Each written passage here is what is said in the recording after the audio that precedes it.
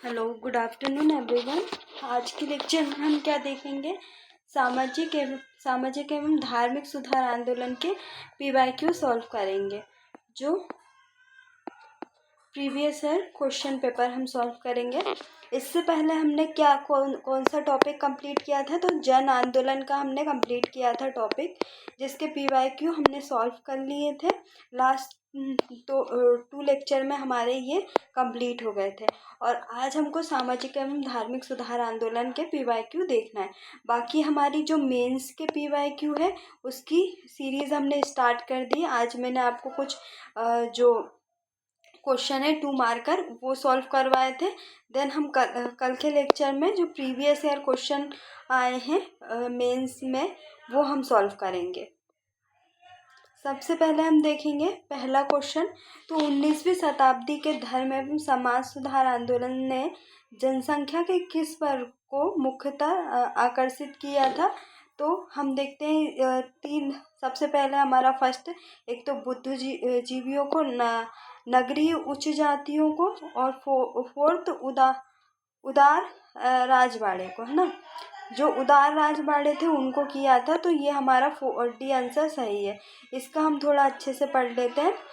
ये PPSC pre 2005 में ये क्वेश्चन आया था। 19वीं शताब्दी के धार्मिक एवं सामाजिक सुधार आंदोलन का भारत के आधुनिक इतिहास में विशेष स्थान है। इन आंदोलन ने बुद्धिजीवियों और मध्यम वर्ग को सर्वाधिक प्रभावित किया। निर्धन सर्वसाधारण वर्ग इन आंदोलन से लगभग अप्रभावित ही रहे। बुद्धिजीवी, नगरीय उच्च जाति और उदार राजवाड़े इन आंदोलन से प्रभावित थे। इसके बाद हम देखेंगे सेकंड क्वेश्चन। तो सेकंड क्वेश्चन, इसमें हमको कथन और कारण देखना है। तो सबसे पहले 19वीं सदी के सामाजिक धार्मिक आंदोलन के कारण भारत का आधुनिकीकरण हुआ था। तो ये सही कथन है। और सामाजिक धार्मिक आंदोलन के मूल में बुद्धिवाद, वैज्ञानिक दृष्टिकोण तथा अन्य ऐसे विचार थे जो आधुनिकता के आधार माने जाते हैं। तो इसमें क्या हमारा दोनों ही सही है। दोनों ही कारण और व्याख्या दोनों सही है ना। इसके बाद हम देखेंगे तीसरा क्वेश्चन। निम्नलिखित में से किस वर्ग को सर्वाधिक पश्चिमी सभ्यता ने प्रभावित किया था? तो किस वर्ग को किया था? शिक्षित हिंदू मध्यम वर्ग को।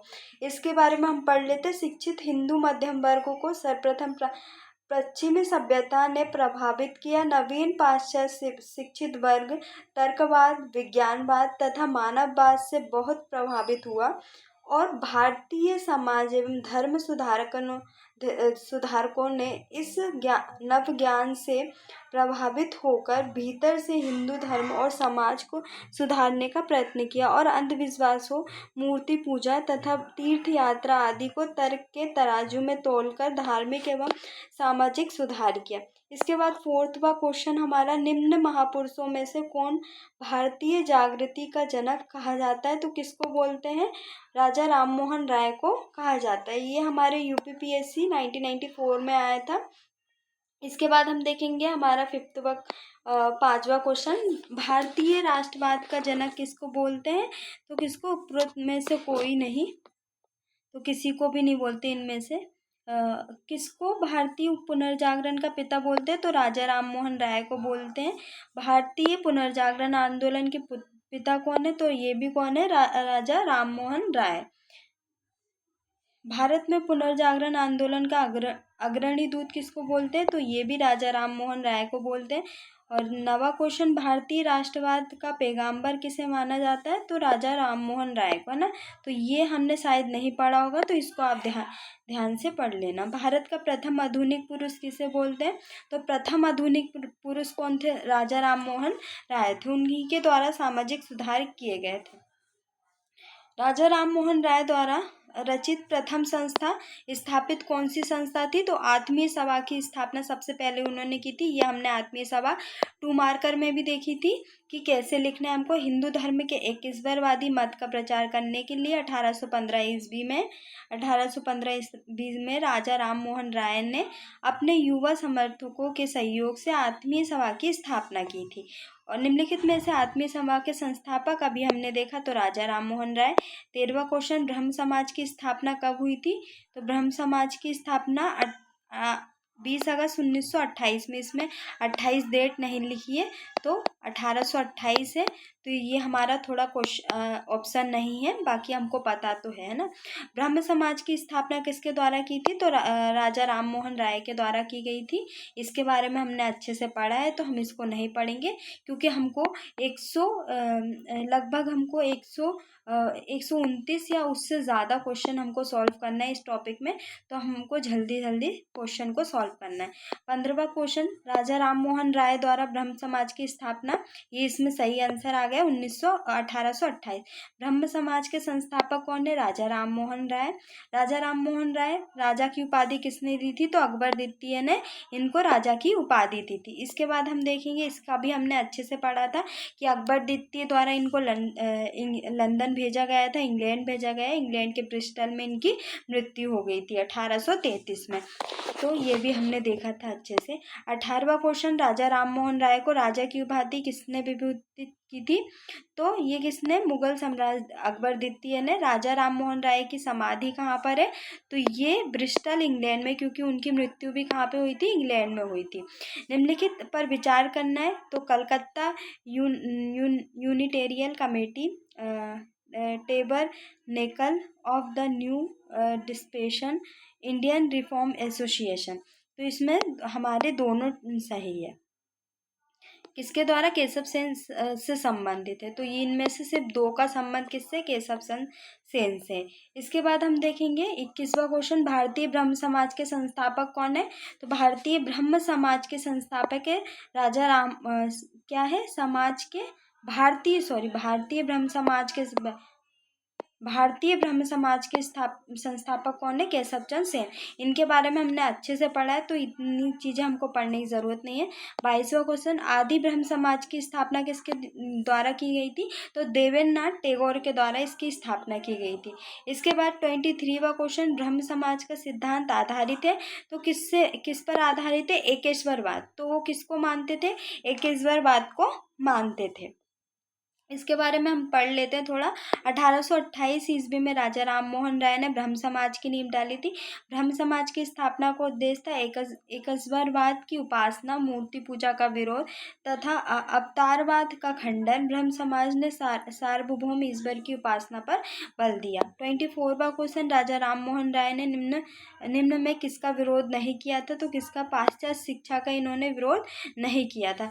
शिक्षा के क्षेत्र में राजा राम मोहन राय अंग्रेजी शिक्षा के पक्षधर थे। उनके अनुसार एक उदारवादी पाश्चात्य शिक्षा ही अज्ञान के अंधकार को, क्या बोलते थे वो? अज्ञान के अंधकार, ना कि वो अंग्रेजों को समर्थन करते थे बल्कि वो पाश्चात्य शिक्षा का समर्थन करते थे, क्योंकि अज्ञान के अंधकार से हमें निकाल सकती है और भारतीयों को देश के प्रशासन में भाग दिला सकती है। 25वां क्वेश्चन, निम्न में से किसे राजा राम मोहन राय के धार्मिक सामाजिक विचारों के विरोध में प्रारंभ किसने किया था? तो समाचार चंद्रिका के द्वारा इनका विरोध प्रदर्शन, ये हमने पहली बार ही देखा है तो हम इसको अच्छे से पढ़ लेते हैं थोड़ा।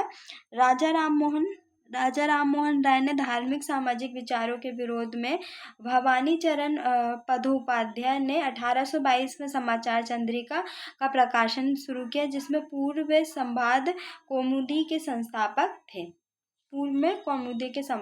इसके बाद ब्रह्म समाज के बारे में निम्नलिखित कथन इसमें मूर्ति पूजा का विरोध किया तो सही है।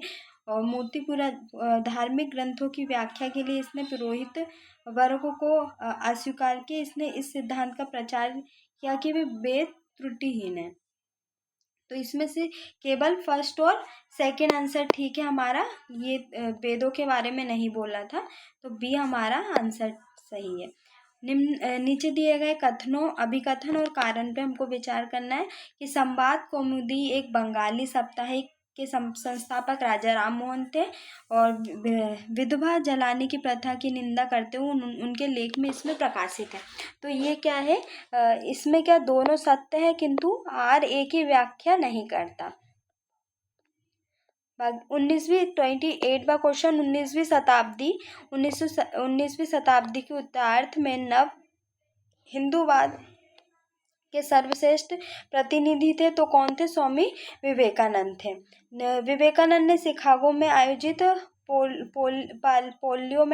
पार्लियामेंट ऑफ बर्ल्स रिलीजन में भाग लिया था। तो कब? 1893 में भाग लिया था।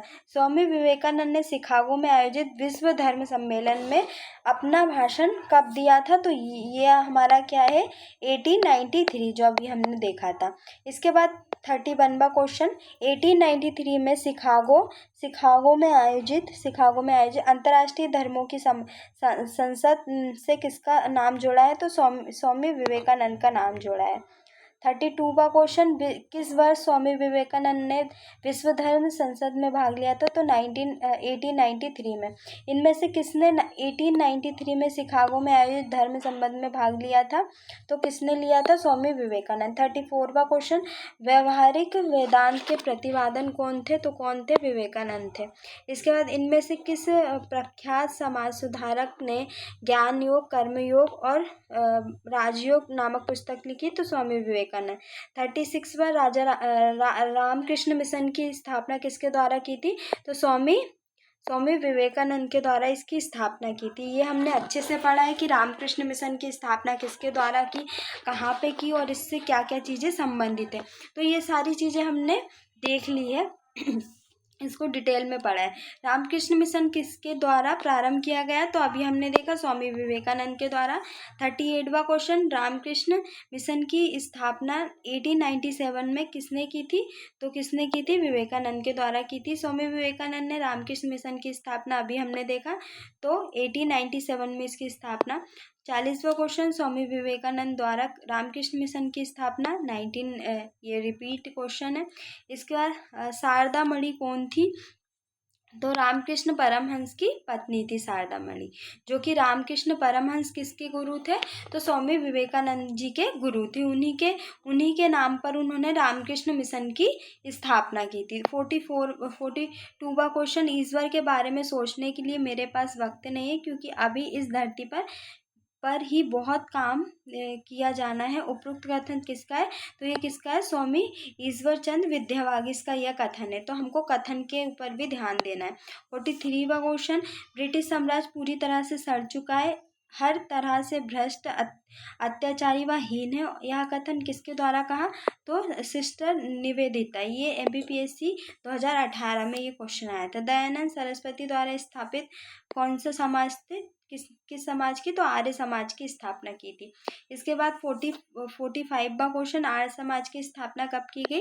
तो 1875 में की गई। 46वां क्वेश्चन, आर्य समाज की स्थापना किसने की? अभी हमने देखा दयानंद सरस्वती के द्वारा इसकी स्थापना की गई। दयानंद सरस्वती, इसमें दयानंद ही लिखा है।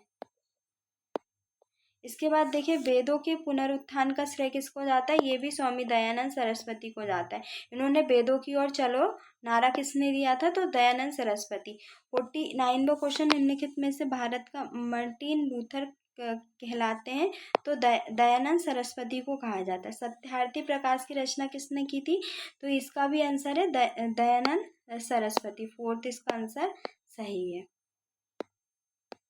इसके बाद हम 51 से जो क्वेश्चन है वो नेक्स्ट लेक्चर में सॉल्व करेंगे। अभी हम सिर्फ 50 क्वेश्चन सॉल्व करते हैं ना।